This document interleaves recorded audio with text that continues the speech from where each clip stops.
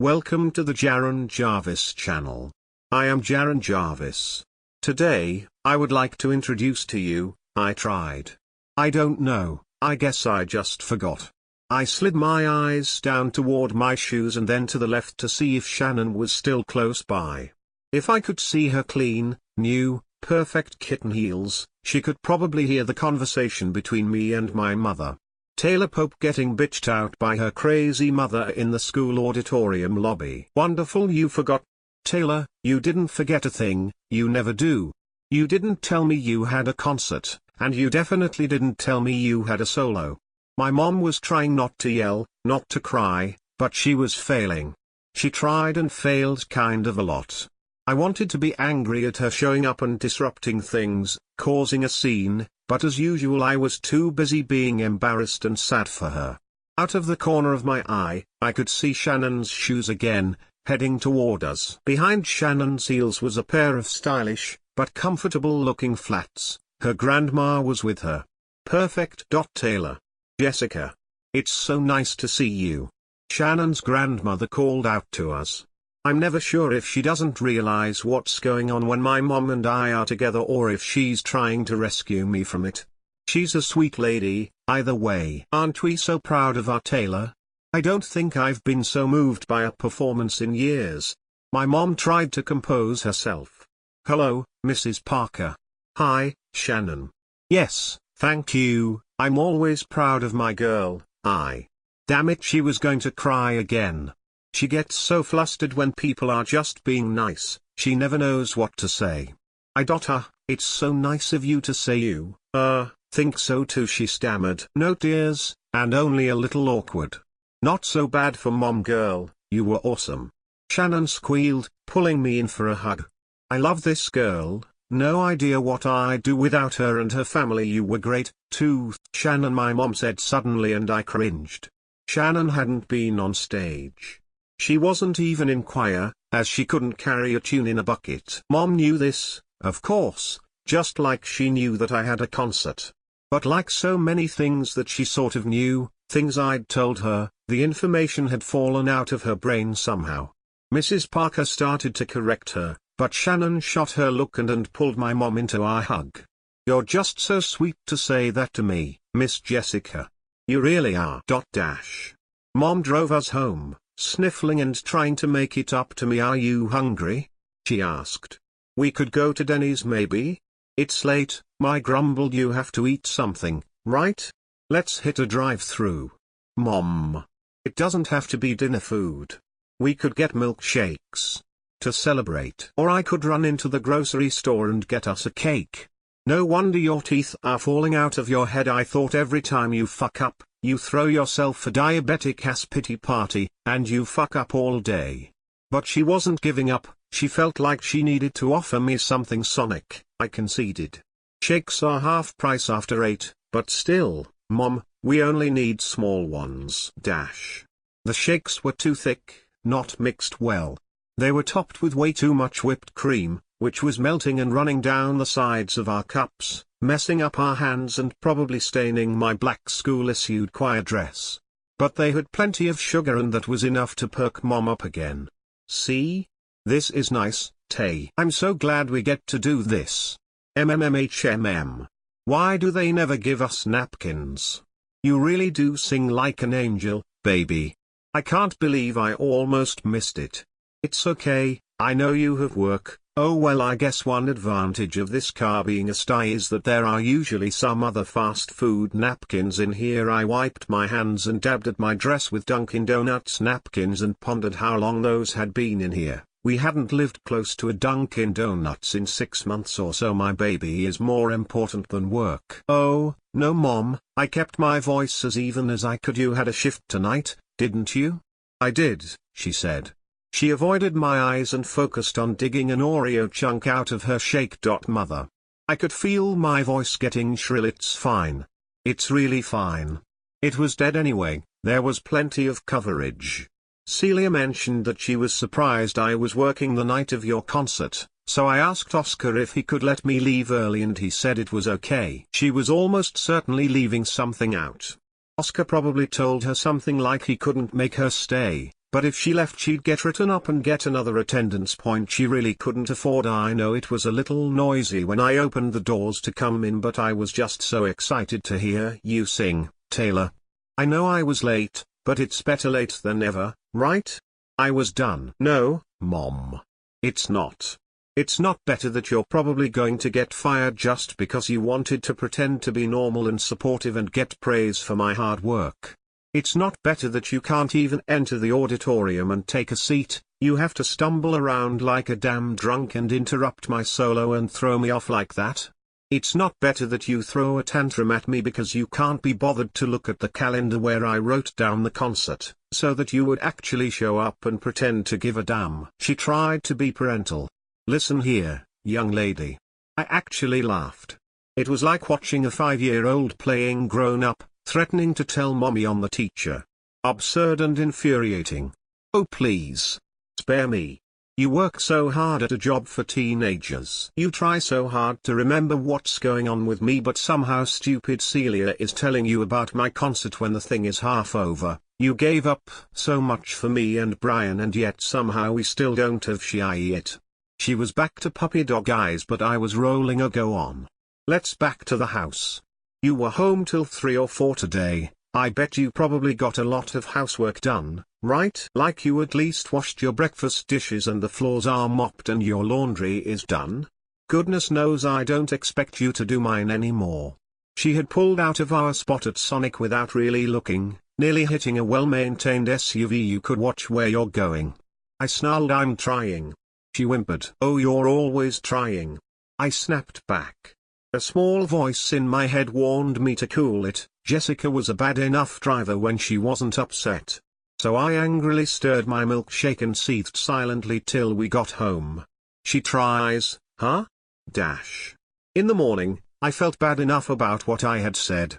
My mom really did try, and I had an okay life. Some other girls live with people who beat them, threaten to throw them out, tell them they're ugly and stupid and worthless.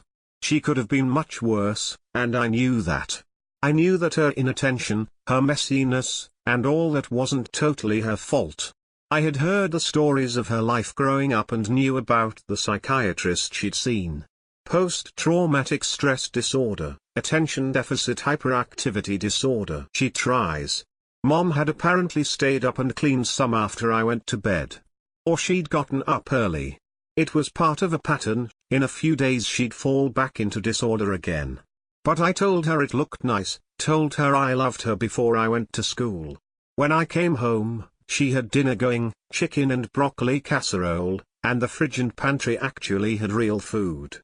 She'd gone grocery shopping, finally. I've got to work, baby, she said as she kissed me on the forehead. But there's plenty of casserole. You should invite Shannon over to eat with you and keep you company. While she's here, you two should study for the AP test. I stopped into Barnes & Noble while I was out and got you a book that's supposed to be a pretty good guide. It's on your bed. Oh Mom, speaking of the AP test, I paid your fees online this afternoon. So this was pretty good. It won't last, a voice in my head cautioned. Maybe not, I thought, but I'll enjoy it for now, thanks, Mom. For weeks I waited for the other shoe to drop, but it never did. Things actually got better. Our apartment stopped being a constant disaster, so I could invite Shannon over instead of constantly going to her house.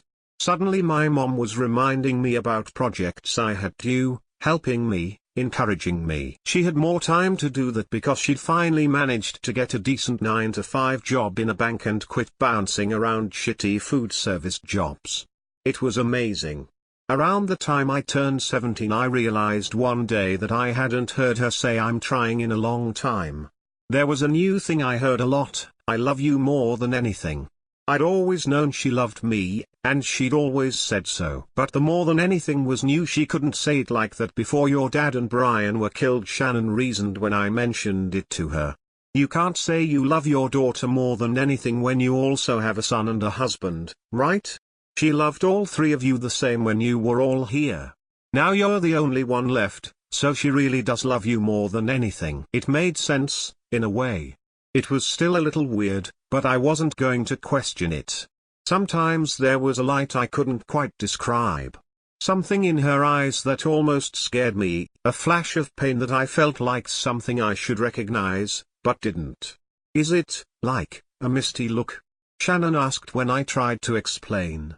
We were waiting for her sister's band rehearsal to finish. In the car Mom had bought me. She'd spent ages researching a safe, gorgeous car and pulled a lot of strings at the bank where she worked to make financing happen. It's probably just that she misses your dad and your brother. You look a little like your dad, right? My grandma gets like that when she spends time with my uncle, because he looks just like my grandpa did. It wasn't that. As much as I loved Shannon's family, I was starting to notice a difference between her family and mine that had been reversed before. Shannon's grandma would bark at the grandkids. She'd complain that Shannon's mom Renee relied on her too much. Shannon and her siblings bickered sometimes. Her dad made fun of her mom behind her back. My mom and I hadn't exchanged a crossword in over a year. Maybe it's her teeth hurting. She used to have bad teeth, yeah? It wasn't that. I remembered how her ugly teeth used to embarrass me, and thought for a moment. I didn't remember her talking about going to the dentist, but she must have finally started going. Mrs. Parker had taken a picture of us at a National Honor Society event, and I flipped back to it mentally. My mom and I were both smiling, beautiful, straight white teeth gleaming. She'd cut out her fast food and sugar habits at some point, too. I was overthinking, I decided. My mom was better now. Maybe she was finally working through her issues. Maybe this was just who she was when she wasn't under an umbrella of grief. Besides, I had an SAT tutor to meet with, colleges to choose from, prom dress to shop for. By the time my mother's transformation occurred to me again, I had stopped thinking of it as strange at all. Of course my mother had encouraged me to go to the best private college I got accepted to. No, I didn't know how she had paid for it. Why would I? Of course she paid for my first apartment, helped me find my dream job out of school. That's what parents do, right? When her doctor first called me, I was actually annoyed. She must have picked up the sugar and fast food again. I thought, she's not taking care of herself and I'm going to have to go back home and deal with her. I finished up a few things at work, at home. It took a few days before I could get to her. There's my tailor, she said. Her eyes were bright with that same eerie light, stronger than I'd seen before.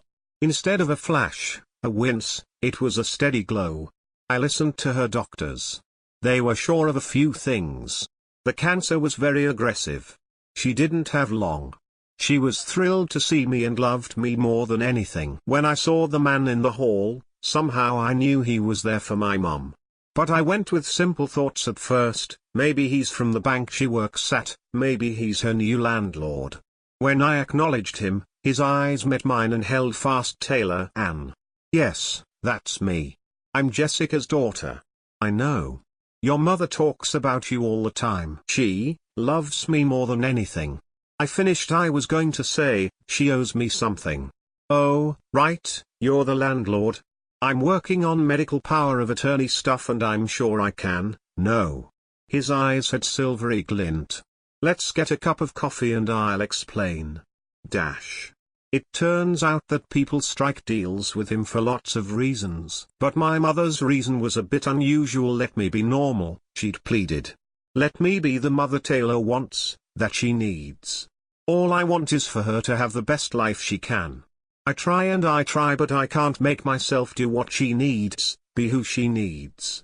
I'm trying and it's never enough. She didn't want it for herself. She'd never had another boyfriend even though my dad had been gone for over a decade and I was long out of the house. She'd never sought happiness from anything but me after that one night. She'd only been trying for me, and when the trying hadn't been enough, she'd struck a bargain. I'm not usually one for escape clauses, the stranger continued. But it's rare that anyone contacts me for an unselfish reason. Plenty go the other way about it, and oddly enough firstborns aren't as valuable as you might think. It took me a minute to get the reference. Anyway. The contract pretty clearly specifies that meeting the wants and needs of Taylor Ann is my end of the deal. I didn't realize it at the time, but that actually puts you in a pretty interesting position. You can reverse this deal. I was looking at the squiggly pattern on the cafeteria floor when he said this. The pattern seemed to be shifting because I could see something playing in front of my eyes. My mom, in her Outback Steakhouse uniform. She was holding a Wendy's cup, and we were arguing as we climbed the stairs to our apartment. A lot of me eating dinner at Shannon's house. There's my mom, in a wrinkled blue dress, looking for me in a crowd. It was my high school graduation, but all wrong. I wasn't valedictorian. I wasn't in the top of the class at all. But I was graduating and my mom was so proud. There was Mrs. Parker taking a picture of us. Mom smiled with her lips closed. It kept going. Taking the bus. Community college. Working alongside my mom in a restaurant, racking up debt. Studying. Sometimes eating too much fast food. Madly running around getting the apartment clean before my boyfriend came over. Practicing interview questions with my mom, puzzling over my resume. Trying. I can't think too much about what he showed me next. I didn't want to look, but he said I had to. Informed consent and all that. It was really up to me, he'd told me. When I made my decision, he shook my hand. I almost wish I could say I was surprised, he said. But, well, at least I can say I tried.